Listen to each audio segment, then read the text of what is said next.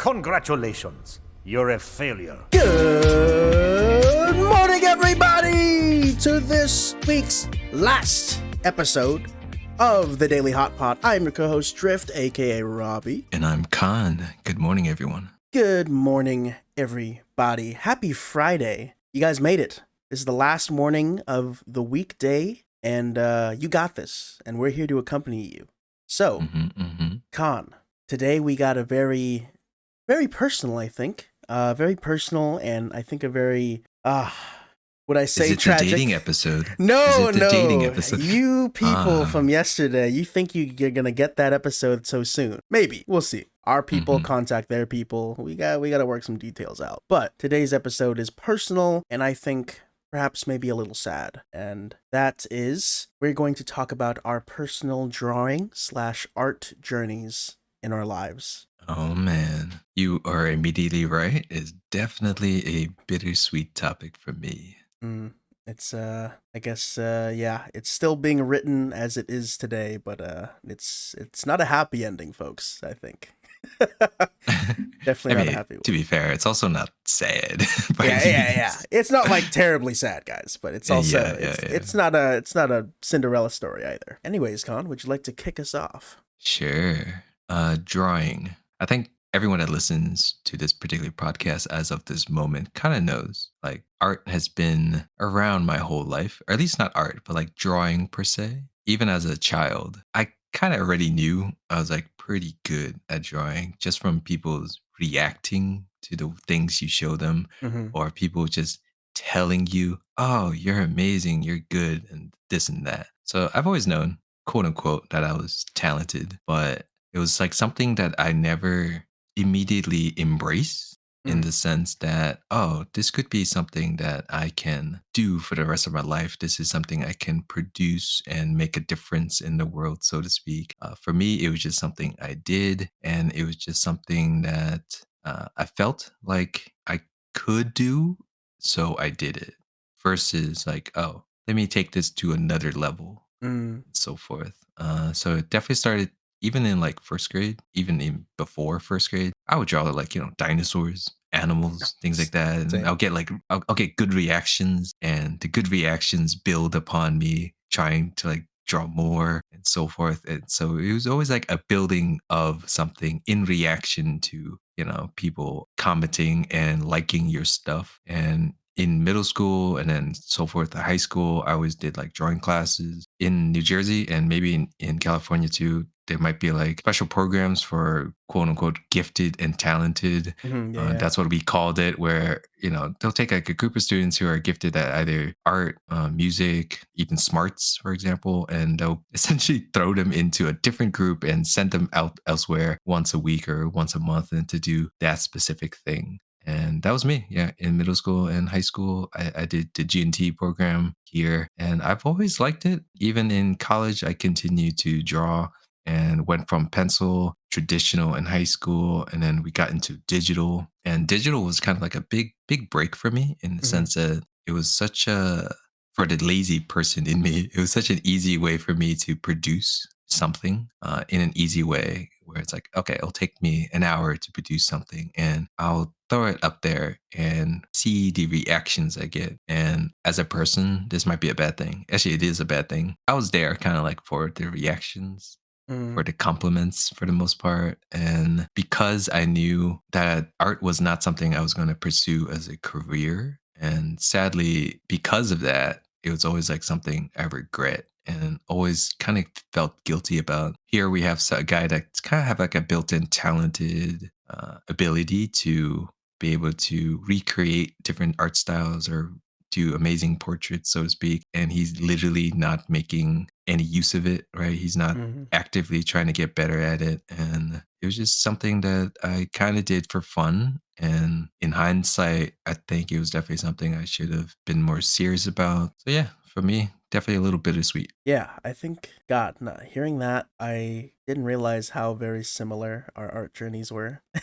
I'm sure it's a common theme from people who threw away a certain talent or ability that they had because they felt either via family or via their own personal thinking that this was not something they should pursue Hmm. into their adulthood. Lots of regrets, I'm sure there. It's definitely a lot of regrets. I definitely started out very similar, the same boat. My family as a whole is very artsy. Mhm. Barring except my dad, not an artistic bone in his body, but my mom. It's always the dead.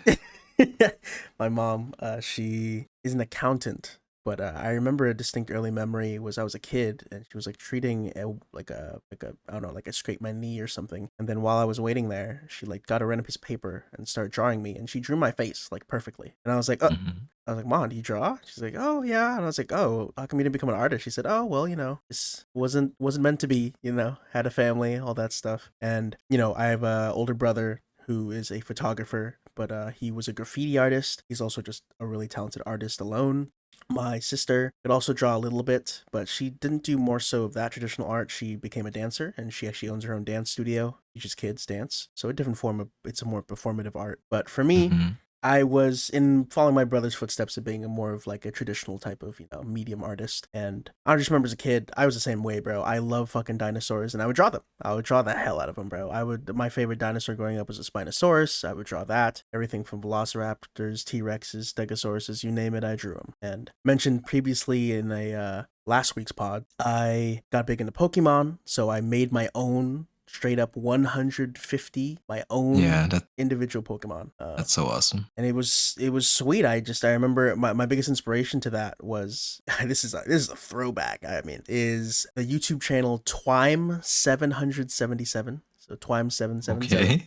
All was right. it was a YouTuber who designed her own Pokemon, and she was my inspiration to designing my own Pokemon because I'd watch her and go, "Oh, that's so cool!" She takes commissions and she like makes her own Pokemon, just mashing ideas together. That's what got me into making my own 151. Then I just started defining my own art style. As mentioned before, I grew up with games and movies and films and TV shows that I definitely should have been watching or playing at a young age. Mhm. So I had a lot of inspiration besides the classics like Lord of the Rings, Star Wars. I had inspirations from very like horror films, bloody, gory films, very bloody video games, playing like God of War and stuff like that as a young kid. So I started drawing more graphic things. I started drawing like, people like shooting at each other or like sword fights or like people chopping off heads. Like I was that type of kid. Okay. Yeah, I was more racy in my art style for Yeah. sure. Ah, And yeah, so that basically stuck with me ever since that was my art style. I basically kind of did that. As my inspirations grew growing up, I, watched more horror films. Played more gruesome video games. I remember a big turning point for me. A big part was my brother was into World of Warcraft. And plus I loved Lord of the Rings. I drew like knights. I drew death knights. I drew like dragons and shit like that. Like I loved fantasy. But a big turning point, I realized that I loved drawing creatures more than people. I found that for some oh. reason I couldn't make people look right. And even today I can't really make people look right. But I could just never fully grasp human anatomy and making people just looking not so uncanny valley or just fucking really bad. But creatures I loved. There was just this uniformity, this organic nature to drawing creatures that I loved. You can kind of just make it and turn it into something crazy, and no one can be like, that doesn't look right because it's a fucking creature. Who the fuck cares? It doesn't exist. So a big game that turned my art style around was playing Dead Space. Ooh. You know anything I about Dead love Space? how I love how gruesome the game was. Yeah, And it's interesting that you brought it up. it's horrifyingly gruesome. It is just for those that don't know, it's a horror game, it's a space game, but essentially it got inspired because the creatures in that game is heavily inspired by the movie John Carpenter's The Thing, where some alien Mm. manifests inside a human body and it corrupts it and turns it into this mound of like unfathomable Lovecraftian flesh and ripping, like it's body horror, the epitome of body horror. And from then on, I would draw creatures eating humans with blood dripping and guts dripping out, or like I would draw like necromorphs. That's what they were called in Dead Space. I would draw like mangled human bodies and claws and teeth gashed out and stuff. You could even see it in last year. I did Inktober, and I did this spider that was made of human parts. very much I the kind remember. of the very much the kind of art I was able to do. It was almost, if you want to be psychoanalytical about it, it was very much like my rage against the fact that I couldn't properly produce the human body. Therefore, I mangled it in my art as an unconscious like rage against the fact that I couldn't really render humans that well. Anyways, my art journey continues, and I was always, the kid just like you who everyone's like, "Oh, he's a good drawer. Oh man, you're really good." And especially when you said, you kind of started to like do it for the reaction, that seeped into me a lot, because for me I was like, "Oh, the only good interaction of things I could do, besides, learning to be more outgoing and stuff like that, was just people complimenting my art." I was never the fastest Mm. kid in sports. I was never really the smartest. I wasn't a dumb kid, but I was never really the smartest. So, but art was always something that everyone's like, "Oh man, you're so good, da, da, da, this and that." And I would always be a little defensive in art. I remember in middle school, I didn't apply myself to be part of like the yearbooks, like most artistic kid. But one of my friends put me up and I didn't know. But I came second place in voting and I lost first place to another kid. Won't name his name.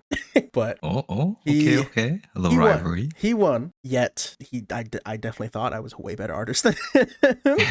And he was definitely a more popular kid in school. So again, that's just to note, I was a little defensive about my art. I was a little testy on it. It was something that the only thing I was really quote unquote good at. So I was very protective of that. But I lived for people's reactions to it, and it became unhealthy because in high school I started drifting away from art. But I really started to understand that I don't know what else I could do. But I always, ever since I saw my brothers back in elementary school, his World of Warcraft art concept art book, Mm. his World of Warcraft Wrath of the Lich King came with a behind the scenes CD, and it came with a behind the scenes CD of the concept artists, and it was a mini documentary about the concept artists making for games, and I fell in love with it. I realized that from that point on, I wanted to be a concept artist for like creatures and stuff like that. So going into high school, I fell out of it a little bit, but I remember in junior year, after I did join the tennis team, I joined AP Studio Art. It was the advanced class for art. Oh. And at first I did digital art, and that's where I fell in love with digital art. And then the next year I did AP Studio Art. And the whole point of AP Studio Art is you're supposed to turn into the advanced placement, like school, whatever thing, placement test. For the class, you had to make a portfolio. And that was the whole year. You spent the whole year crafting a portfolio. And that was like the most challenging time as an artist for me, because you had to push your boundaries and make a cohesive set of pieces that,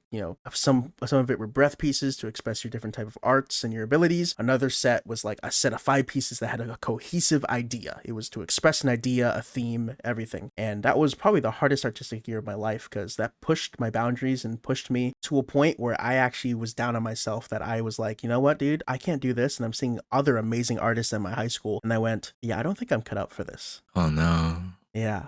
I was able to finish that year. I was able to finish my AP Studio portfolio, and we had a whole art show where we had our pieces hung up, and everyone knows, not just artists, but anyone knows that you are your own worst critic. And high school me was definitely my worst critic, because I just remember the completely self-deprecating, self-destroying thoughts I had of like, nah, dude, look at all these people who are better artists than you. And I'm only in high school, and me being 25 now, I'm like, dude, it was not too late. But in high school, it's like, dude, it's fucking too late for me. Look at how good these people are, and look where I'm at. And I guess I don't know if you relate entirely, but I know how you said how you never made a concerted effort to get better. And I think Mm. the issue is that people complimented me so much that I never had a concerted effort to think I needed to be any better than I naturally was. Because, Yeah. we naturally just got better. Like over time, you get older, you draw enough, like you'll just start picking up on things naturally. But I never like took the professional route of like, look, I am not good at anatomy and rendering humans. I need to go study anatomy. I need to make renders. I need to practice.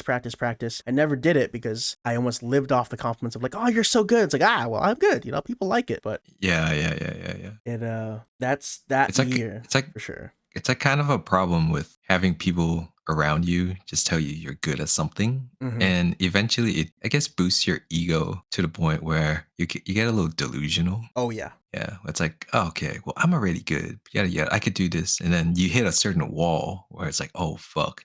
Either you rethink the way you approach things, or you kind of just give up on it because, oh my god, these guys are so much better. And especially as when you're younger or as a kid, you don't really think, oh, how did this person get so good, or Mm-hmm. how did this person? You don't quite put two and two together. Like, oh, I've been told I've been so good. Why aren't I at this level? Without thinking about, okay, how did this person get to that level? Yeah, that's I mean that sums it up. It's just you develop this ego. Yeah, that class was the wall. I mean, I remember the two artists that were at the top of the class. They were just so fucking good. They were amazing. God, I hope they're working in art now because they were so talented. But that was the big wall, and that was the big reality check. I was just like, dude, you are nowhere, not where you should be, because everyone's on their own timeline, and I really believe that. Hmm. But I was nowhere near as good as I thought I was. And especially with the portfolio challenging me to do different stuff, different styles, different compositions. As soon as I even was put outside my comfort zone, I was like, shit, how do I do this?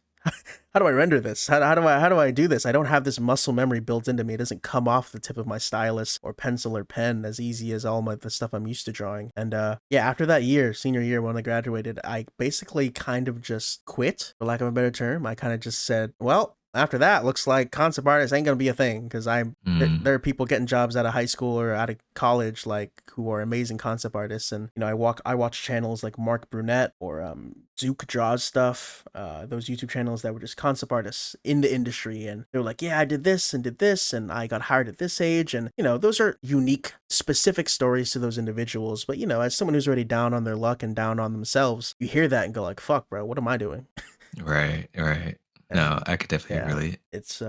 it was tough. Do you So do you yeah, still have that portfolio? I think I do. I might Uh, not. well, I hope so. I would love to see it one day. Yeah, definitely. Once we get the website up, guys, Hmm.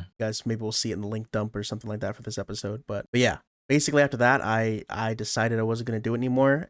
But art was always a part of my life. It kept creeping in. I'd always like draw here and there. It'd never leave me fully because it's my original passion. And I basically sealed the deal on not pursuing traditional art or digital art or being a concept artist when my friend, basically, I was in a bind, community college. I was like, I don't know what to do. I still sort of want to be a concept artist, but I also want to pursue film. I want to try it out because it's also a passion of mine. Or I want to go into writing or do whatever. And she basically was like, look, you can always just pursue one, go full into that one, and if those other ones come along, why not? So I bought into it, and basically that's the time I fully decided to get into film. And I did my film classes at my community college, and then I got a film degree at my college that I graduated at. So ever since then, I kind of closed the door on it mentally, and Oh no. I look back at it now, and I basically had this big, like, kind of emotional moment when I finally decided to fully do Inktober last year, which every year I hadn't really fully finished it before. But I did Inktober last year, and I basically hadn't really been drawing at all for the past like 4 years. And Same, same. so doing it again, it felt nice because I was like, even if, my art hadn't really evolved since high school, it was just like, it was fun to express myself that way again because it was like being a kid. It was like discovering drawing again. It was having that feeling of expression without seeking the compliment, without looking for that satisfaction. It was just unadulterated, unfiltered, childlike expression through drawing. And it was great. I was so happy that I did that. As for Yeah, now, I don't think I'm gonna turn back and go pursue concept art, but yeah. you know, Which is kind of sad. I think you and I are pretty similar in this regard. It's pretty sad to see that we lost a definitely a big part of how we expressed ourselves, right? Where like you said, you haven't drawn in 4 years, and because you drew last October, you kind of regain, or at least you remember how much you enjoyed drawing and it being like as a way for you to express yourself. And similar with me, like even over the years, I progressively drew less and less and less. It's definitely sad because I definitely really enjoy learning to draw and also mm, drawing in itself. And it's a little like we said, bittersweet topic where it's like, oh, we definitely lost a good way for us to express our feelings. yeah, it's I mean for you, like, because you if you guys didn't know, Khan did partially, no, Mhm. all the way, right? You also did Inktober with me. We decided to do it No, together. I think I stopped like 3/4 of the way through, and but like you, it was definitely a good moment to have where we just because we did it together. First off, I mean, kind of together, where it's like, oh man, I forgot how I miss drawing. Yeah. Yeah, it's like concept, just it's bittersweet. Made me Hmm. appreciate that part of my life, and I haven't drawn too much recently, but hell, even just doing this podcast, it makes me want to just after the pod, just fucking doodle something, just Yeah, yeah, yeah. keep that spark going, keep that fire lit. even no matter how small it is, because I don't know, maybe you miss it. You run through those thoughts in your head where you're like, oh man, what if I just put the foot down and said I'm gonna get better at this and take it seriously. But Mm, you're gonna hang yourself up on that too much if you think too much about it. But it's something that I learned to appreciate, and something that I will always now like keep going, no matter how little I do it. I want to make sure I never fully lose it. yeah, I agree. Yeah. So as for me, I found that a good, easy way for me to express drawing or express art was doing portraits. And this is going back to art has always been like a second priority for me in terms of career. So I always made it a rule to never spend more than an hour or even an hour and a half on a single piece. Mm. And a good way for me to do that was doing portraits, in particular pretty girls, right? So so I just kept doing that. Every time I want to draw something, I'll just draw like a pretty girl or a face. And slowly, I got better, kind of better at doing portraits. And it's interesting now that AI, at least AI drawings, Oh, AI generation has come, and it's gotten so well at replicating digital art portraits. And there's like a certain way that it looks, yeah, yeah, yeah, yeah. where all of my portraits just look like AI right now. So like that, it's kind of sad. I'm like, oh yeah, man, AI kind of like just took my shit over, like my portraits. It's Yeah. so tough. Yeah, it's super strange to like it'd actually be really funny to just like realize that like your old art is the engine, the power at which AR art looks like now, you know. Yeah, like I'm showing Drift right now, like my art Instagram con, and look, it's like a lot of it is just like, oh yeah, AI. This is like before AI, but it's like, oh man, goddamn AI took over my shit. Man, looking back is actually nostalgic, seeing my progression in simple 1 hour drawings. That's actually really good because I think my biggest issue with an artist, for me as an artist, is I never would give myself that timetable. I would always be like, it's done when it's done. And that classic Mm, thing, while you're working on it, you go, oh, this would be cool, or you spend too much time detailing this, when a lot of great pieces, especially digitally, are very suggestive. But me, I was always the mm. guy that's like, oh, I gotta put in every single chink and detail of this fucking ring mail on this night. Or, oh man, I gotta make sure that this little edge on the wood looks scraped like this, even though like when people look at the piece, they don't see that. They don't. Yeah, yeah, yeah. A lot of things can be suggested, and you can save yourself so much time. But yeah, in a higher elevated form of art, sure, will someone like love to see that little detail, and does it actually make a difference? Sure, it does. But to being efficient and productive, especially as someone who has to be able to like learn and get better at things, it definitely was a self-sabotaging practice for me of being like too extra detailed and focusing on details that really didn't matter. Especially in the concept artist world. In concept art, you got to kill your Yeah. baby all the time. You got to make shit, Yeah, make it quick. I was gonna bring that up. I'm like, yeah, concept artists are really good at time management. It's like, okay, well, I have 40 minutes to bang out 5 concepts, and they think of it as very practically, where it's like, okay, concept A, B, C, D, and they know for a fact that this is just part of the process. I'm part of a really long process, and I just want to make sure that I'm able to present ideas that can or cannot be used. And the idea is that, okay, I'm just presenting something for us to work with. And I think even as a kid,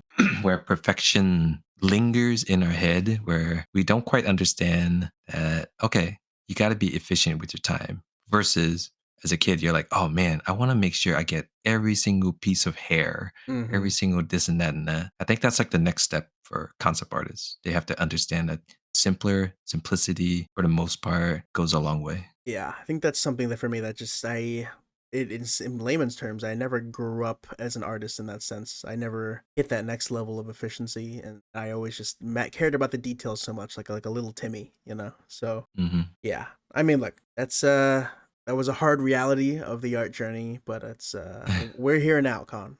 We are here now. Yes. Well, Con, that's weird. What we crept over the 30-minute mark, but Yeah. I um, mean, we kind of knew yeah, we with knew. this particular topic. Yeah. Yeah, we knew we'd get into it. Con, do you have anything left for the people at home? Or sorry, on the way to work in the morning? Yeah. Well, not to drag this out anymore, but I think Coming from an Asian family where art was always put aside, especially as a child, you're like, oh, I should pursue career in business or career in being a doctor or a lawyer and so forth. And let me not concentrate on my art. I think hopefully for the new generation, it's like, oh yeah, I am good at something and embrace that you're good at something, embrace your ability and to show, to your parents and know in the world, if you're good at something, you could definitely make money off it somehow and to continue to pursue that if you like it. 100% agreed. Yeah, just to piggyback on that, look, if you find that you're good at something, and that's for you young folks out there, hell, even if you're older, even just as a hobby, but you young folks who got a passion about anything, art, good at sports, you got a little unique talent of something, nurture it,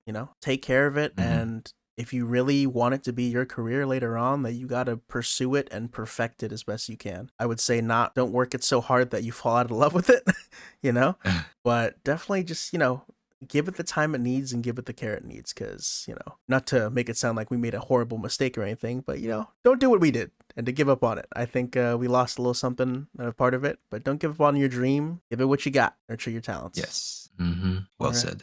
All right. Well, with that being said, I wish you guys an amazing, amazing, amazing weekend. Thank you for listening to this Friday's, the last episode of the week of the Daily Hotpot. And as always, take it easy. Bye.